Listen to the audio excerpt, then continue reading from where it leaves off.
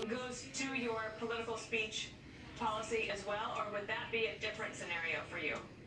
Well, let me just be clear about what our rules are. I don't think it's appropriate for Facebook to do fact checking, but we do have clear policies, and if anyone violates them, whether you're a high-ranking government official like the president, or anyone on our platform, we do have to take action if people are doing things like promoting violence or saying things that are going to cause imminent physical harm.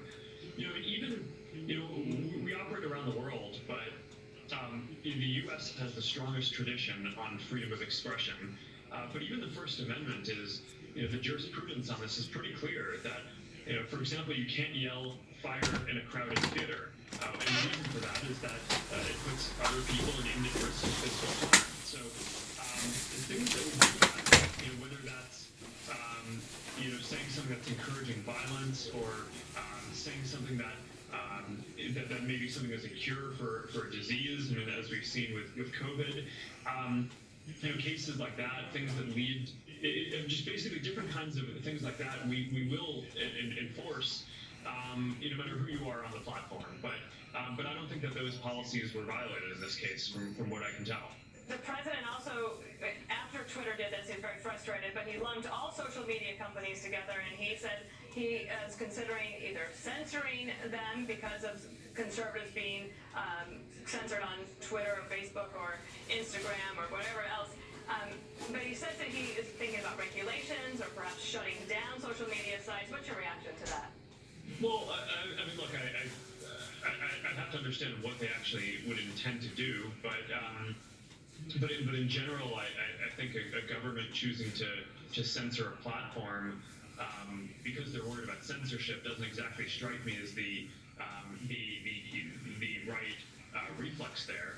But in general, we're in the platforms in general, I think, have this difficult balance of, we try very hard to give people a voice, and we get a lot of criticism from some people who think that we censor too much when it comes to taking down speech that we think could lead to harm.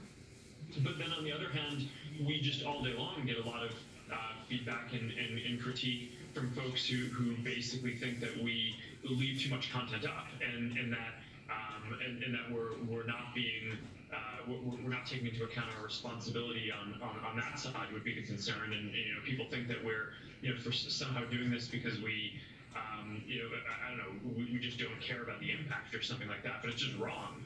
The reality is that we try to be very principled. We care deeply about giving people a voice and empowering individuals. That's a big part of why I started the company. I don't think that you build a company that gives people a voice like this if you don't believe that individuals having a voice is a good thing.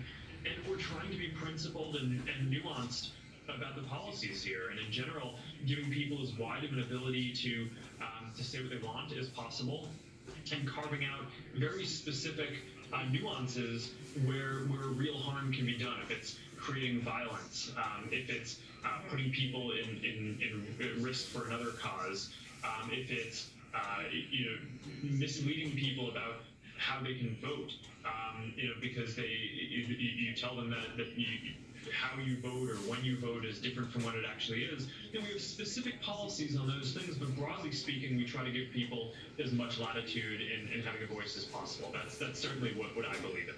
No doubt you're getting attacked from both sides, Republicans, Democrats. Washington, D.C. is a place that has got its eyes on big tech. Even in the middle of all of this coronavirus pandemic, where big tech has stepped up in a lot of ways, there is still a possibility of an antitrust case brought by the Justice Department against big tech companies. Your company is mentioned in that. Also a whistleblower that from Facebook that went to the SEC that said Facebook is aware of illegal activity on its platform, such as the sale of opioids. And so you're taking a lot on when it comes to Washington, D.C. How do you plan to deal with that? Because we're in the middle of an election year and things are getting pretty hot. The reality is that a lot of people use our services all around the world, and with that comes a lot of good. People are able to stay connected with people who they care about, which is especially important during a time like we've had over the last few months when there's a crisis or when you can't physically be with the people you care about in person. I think stuff like that really matters. In some ways today more than ever. That's a lot of positive. But there's no doubt that people also sometimes try to use these tools for bad things, and we have a responsibility to try to address those. And part of having good governance around the world is that governments also need to set up laws and ways to hold us accountable if we aren't meeting what we need to do on those things. So I think the reality is that for a platform and a company that's doing what we're doing, we're going to face scrutiny, and I think that is normal, and I actually generally think it's healthy. It makes us do a better job and hold us to a high standard. The Secretary of State has just declared that Hong Kong is no longer autonomous, that China has made its move there. And this is so interesting to me because I know that Facebook has been blocked in China, but Facebook has not been blocked in Hong Kong. And do you have a strategy to try to help those people of Hong Kong be able to continue to use Facebook and communicate with each other that way? I think, like everyone else, we're going to have to see how this evolves over time. But you're right in what you said. I mean, we basically operate everywhere in the world except for a couple of countries, China and North Korea, and maybe a couple of other small ones that have pretty oppressive policies. But the reality here, like you're saying, is that China has just approached the internet very differently from the U.S. and even Europe and most other places. They have different values, and that's led to an internet framework